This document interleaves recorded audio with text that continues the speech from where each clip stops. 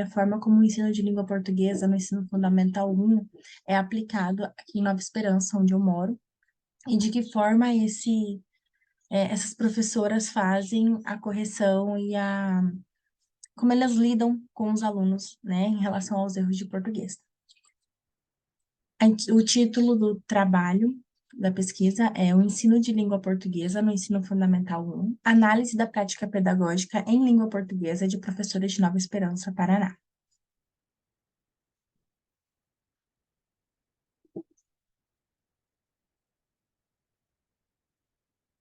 O objetivo desse trabalho foi analisar a forma como os professores dos quintos anos de todas as escolas municipais do município lidavam com o processo de ensino de língua portuguesa, considerando aqui, no caso, a norma culta em relação à fala e à escrita, e de que forma são feitas e se são realizadas, né, as correções quando os alunos apresentam uma variante da língua portuguesa.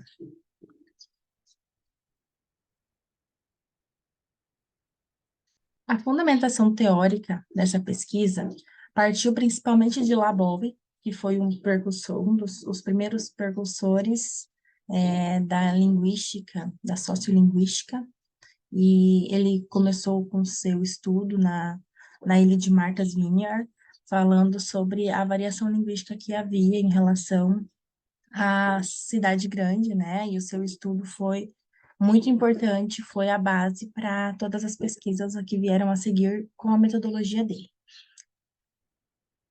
Essa comunidade de fala que a gente vai tratar aqui, né, ele define como a comunidade de fala não é definida por nenhuma concordância marcada pelo uso de elementos linguísticos, mas sim pela participação num conjunto de normas compartilhadas.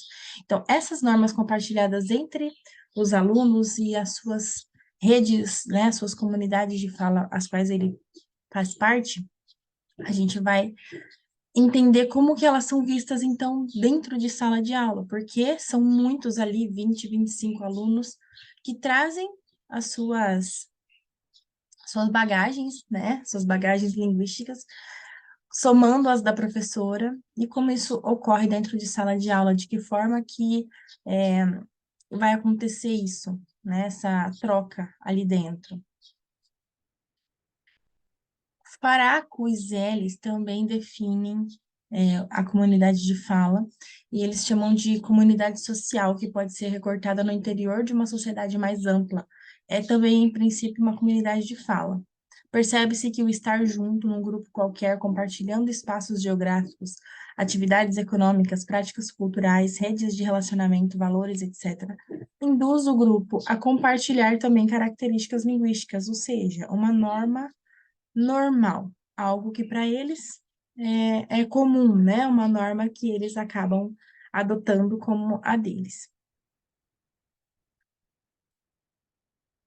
Lambert traz uma visão de comunidade de fala que está mais voltada à noção que os indivíduos têm, né, que compartilham as mesmas experiências ou a mesma frequência nas interações. Então, nesse caso, a variação linguística seria o resultado desse processo de interação. Quando o indivíduo muda de grupo social, ele mantém a lealdade com aquele grupo. Então, aqui a gente voltando para a nossa pesquisa. Os alunos trazem de casa aquela linguagem comum que eles têm, né? Soma-se ali as dos colegas, a dos professores ou dos outros funcionários que participam da vida escolar dele. A forma como ele vai ver isso, talvez interfere quando ele recebe a norma culta. E aí, essa forma de ser entregue para ele, essa norma culta de ser ensinada, de ser apresentada, ela vai ter um peso sobre como ele vai enxergar essa norma culta no seu dia a dia, né? Se ele vai achar isso uma coisa maçante, uma coisa chata, uma coisa importante, uma coisa que ele vai usar ou não. Então, a forma como é apresentada para ele a norma culta é tão importante, porque vai depender disso, né? O que ele vai receber, como ele vai participar depois socialmente com essa linguagem. Eu peço desculpa pela luz, tem uma cortina balançando aqui e ela tá interferindo. Vieira vem para para nos dizer que a escola precisa favorecer e possibilitar ao aluno um número variado de experiências específicas do letramento, fazendo um trabalho que vai se desenvolvendo com o tempo. Então, se a gente pensar nessa perspectiva, né, embora seja uma orientação em documentos oficiais, como o PCN, BNCC, é importante trazer esse estudo para a sala de aula, porque todo estudo da tradição gramatical, nesse contexto de sala de aula, pensando no ensino dessa perspectiva discursiva, a linguagem como uma unidade no discurso.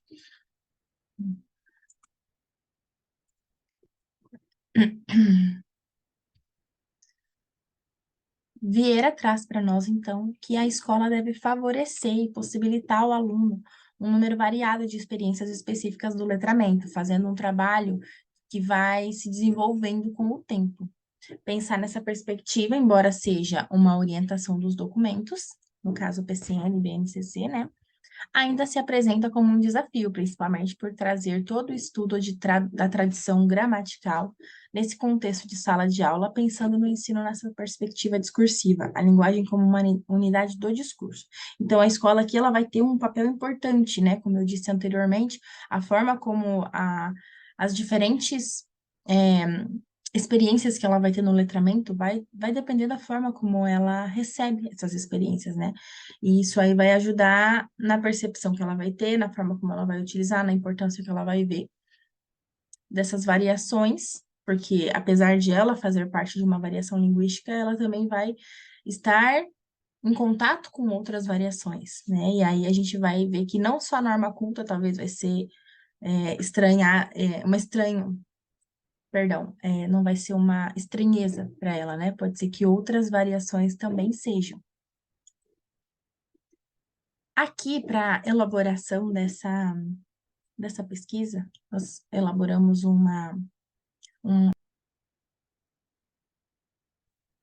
o principal instrumento dessa pesquisa foi um questionário que foi elaborado no Google Meet, e as professoras dos quintos anos responderam, né, questões abertas que elas responderam de forma anônima. Essas perguntas elas foram organizadas aqui numa tabela e eu estou apresentando aqui para vocês. Em relação ao ensino de língua portuguesa, como você lida com os alunos quando o aluno usar construções informais na fala e na escrita? Exemplo, nós fui, professora. As respostas variavam bastante, né? Eu realizo autocorreção, sinalizando o erro, dizendo que a linguagem não é adequada para a produção. Na fala, não costumo corrigir, apenas repito a frase de forma correta. Eu corrijo e explico que a forma correta de expressar essas palavras. Corrijo e faço o som do fonema para eles perceberem a diferença. Então, a gente percebe que vai aumentando, né, o nível ali da percepção da professora. Como funciona a correção oral e a correção escrita? A correção oral eu faço na oralidade, falando a palavra ou frase de maneira certa. E a escrita eu grifo o que está errado e escrevo o certo em cima. Eu corrijo na hora que o aluno fala, explicando como deve ser falado. A correção escrita só faço nas produções de texto e nas avaliações. Vale lembrar aqui que eu coloquei as respostas exatamente da forma como elas escreveram, tá? Na fala, eu só corrijo se for muito errado, e na escrita eu uso uma tabela de símbolos que criamos juntos. Então, aqui nesse caso, a professora ela criou uma tabela, ela coloca provavelmente algum desenhozinho ali, alguma forma geométrica do lado da palavra errada e faz depois uma legenda. Se ali é o erro de pontuação, de ortografia, essas coisas. Você percebe que há algum tipo de hostilidade por parte dos colegas quando há correção? Na minha sala não tenho provas. Não tenho provas, não, pois são do mesmo nível social. A professora P2 e P3 responderam que sim. Em caso de correção de fala ou de escrita, como você percebe que o aluno foi corrigindo se sente? Depende do aluno, não se importa, ou faz cara de que entendeu. Às vezes constrangidos, mas eles entendem que tem que corrigir. Eles não se importam muito, alguns ficam constrangidos. Como você lida com essa situação? Faço bastante brincadeiras e eles já acostumaram, apesar do pouco tempo desse ano atípico. Reflito sobre o comportamento, tanto de quem falou quanto de quem realizou a correção. Normal, sem problema. Nas explicações ou nas atividades, você costuma usar exemplos de frases ditas pelos alunos? Não, porque a maioria deles faz uso errado da língua. Não, os alunos seguem os exemplos propostos nos livros ou nas atividades que preparo fora da sala de aula. Nunca pensei nisso, eu só uso exemplos de acordo com o conteúdo dado. Aqui, trazendo já os resultados e as discussões, é possível observar que as professoras, que a questão do erro e da correção ocorre frequentemente, e as professoras não perdem a chance de corrigir o aluno. E todas as justificativas sempre vêm acompanhadas do certo e o errado, até mesmo afirmando que só há correção quando está muito errado. A forma como o erro é apontado é o ponto mais importante do processo, né? Seguido, então, da explicação e da conclusão do processo de compreensão do aluno. Quando isso é feito de forma adequada, o aluno entende que a forma falada é diferente da forma escrita e que isso cabe em diferentes contextos. É preciso que o professor compreenda como e quando isso deve ocorrer nas diferentes modalidades, na escrita e na fala. Principalmente, deixar claro para o aluno que nós falamos de um jeito, escrevemos de outro, né? Porque raramente existem essas explicações. Um professor não se pode eximir de corrigir uma soma aritmética errada. Não pode também ignorar uma palavra com erro ortográfico. Não se preocupar, porém, em fazer constantes intervenções na língua oral do seu aluno, porque sabe que ali ele dispõe de flexibilidade para ajustar seus recursos linguísticos à situação da fala.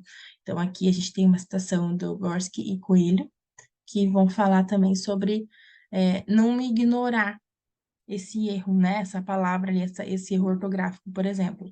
É importante que o aluno saiba escrever as palavras, a ortografia das palavras. Só que mais importante que isso é ele entender esse processo, entender por que existem essas diferenças de fala e de escrita, entender que existem situações que isso não vai interferir em nada, né? E que existem situações que ele vai precisar tomar mais cuidado.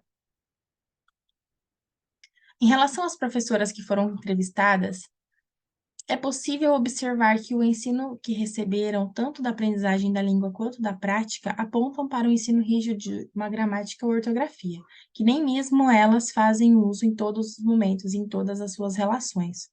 É possível afirmar que essas mudanças podem ser alcançadas no processo de ensino da língua, mesmo que a longo prazo, visto que pode-se haver a apresentação de novas perspectivas em relação ao ensino de língua portuguesa no ensino fundamental. É importante que haja discussões que apontem como as práticas educativas devem ser revistas e repensadas. Pensando em um ensino que respeite as variações e ensine ao aluno como adequar o seu discurso e a sua fala às diferentes situações às quais estará exposto em suas diferentes redes sociais. É até uma forma de o aluno saber se comunicar, né? E aí partiria daqui talvez outra discussão, né? Da importância de saber se comunicar, de saber se relacionar com as pessoas. Às vezes, por vergonha, por medo de falar, os alunos se limitam. E tendo essa consciência, eles vão até ter mais coragem, mais vontade de se comunicar com outras comunidades de fala, né? A conclusão desse estudo, então, por meio dessa pesquisa, foi possível observar que o conteúdo gramatical deve ser entendido dentro de uma perspectiva de variação, contemplando as especificidades da gramática que caracterizam o português brasileiro, e a sociolinguística apresenta contribuições importantes em relação ao processo de ensino e aprendizagem. As entrevistas realizadas mostram que ainda existe a concepção de certo e errado da língua. E dentro de um ambiente escolar, principalmente do Fundamental 1, que é a base, né, que é onde eles estão ali recebendo a língua escrita, em que as crianças estão no início da construção da conscientização da língua como um sistema de comunicação verbal e escrito, essa prática pode ajudar a construir um conceito equivocado, que será levado por toda a vida escolar do aluno. Quando isso acontece, a gente vai ouvir tanto, né? Eu não gosto de estudar português, português é muito difícil, português não dá para aprender português, é muita regra gramatical, né? E tantas outras discussões que até mesmo o, o Bainho traz para nós nesse livro aqui, Preconceito Linguístico. Ele é muito bom, porque ele vai trazer aqui todas esses mitos, né? Os 7 mitos ali que ele traz. É muito interessante perceber que realmente a gente pega isso no nosso dia a dia. Além disso, ficam sempre com aquela impressão de que não dominam a própria língua,